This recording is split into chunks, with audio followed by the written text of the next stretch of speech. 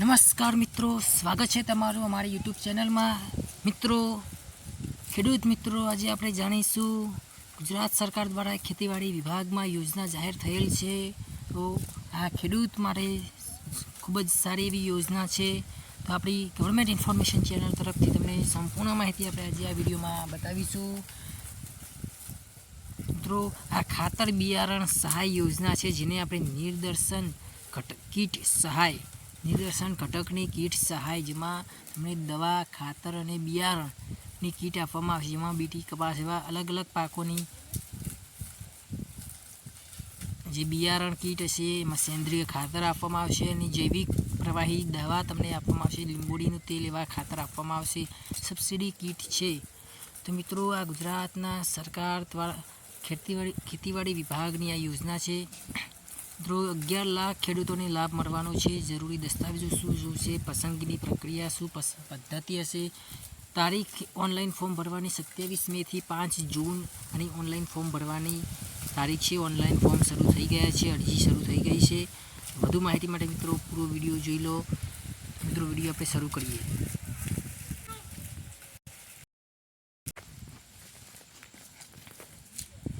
મિત્રો, ખાતર બિયારણ સહાય યોજના, જેને આપણે નિદર્શન કીટ સહાય યોજના કહીએ છીએ, અને ગુજરાત સરકાર ખેતીવાડી વિભાગની યોજના છે।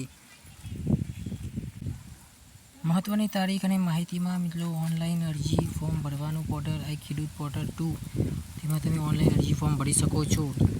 અરજી કરવાનો સમયગાળો 27 મે 2026થી 5 જૂન 2026 સુધી ઓનલાઈન અરજી સ્વીકારવામાં આવશે।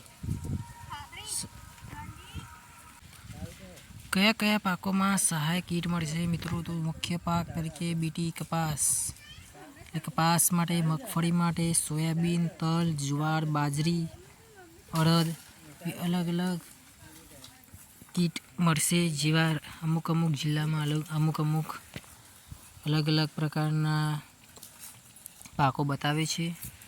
તમારે જે પાકમાં અરજી કરવી હોય તે કરી શકો છો।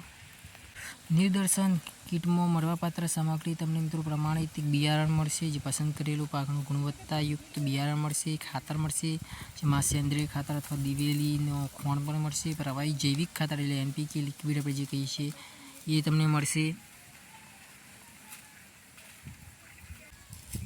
ત્યારબાદ NPK લિક્વિડ બાયો ફર્ટિલાઇઝર મળશે, ઓર્ગેનિક દવા મળશે, જેમાં લીંબોડીનું તેલ, લીંબોડી આધારિત દવાઓ આવે એમ ટ્રેપ્સ એટલે કે ફેરોમેન ટ્રેપ અને એલોટ્રિક્સ ટ્રેપ એવા અલગ અલગ ખાતરો અમુક અલગ અલગ પાક પ્રમાણે અલગ અલગ ખાતર મળશે।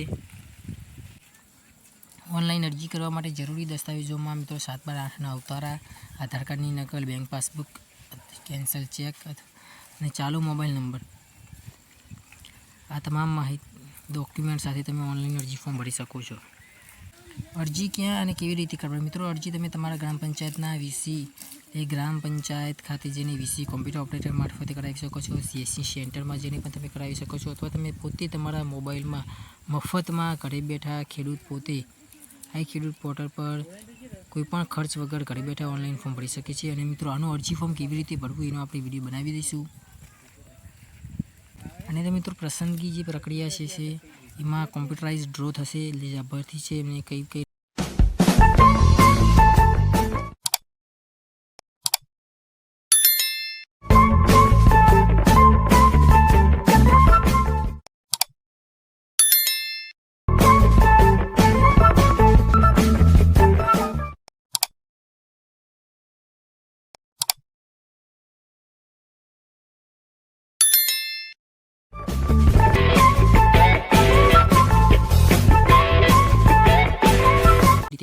લાભ થશે, તો એમાં કોમ્પ્યુટરાઇઝ ડ્રો કરવામાં આવશે। પૂર્વ મંજૂરી નક્કી કરવાની જે પ્રોસેસ છે, તેમાં પૂર્વ મંજૂરી બાદ કીટની ખરીદી થશે, ત્યારબાદ લોકફાળો એટલે જે રકમ જે છે તમને લોકફાળો તરીકે જમા કરવામાં આવશે, ત્યારબાદ સબમિટ કરવાનું રહેશે। જો મિત્રો આપણો વિડીયો ગમ્યો હોય તો લાઇક, શેર અને સબસ્ક્રાઈબ કરવાનું ભૂલતા નહીં। થેન્ક્સ।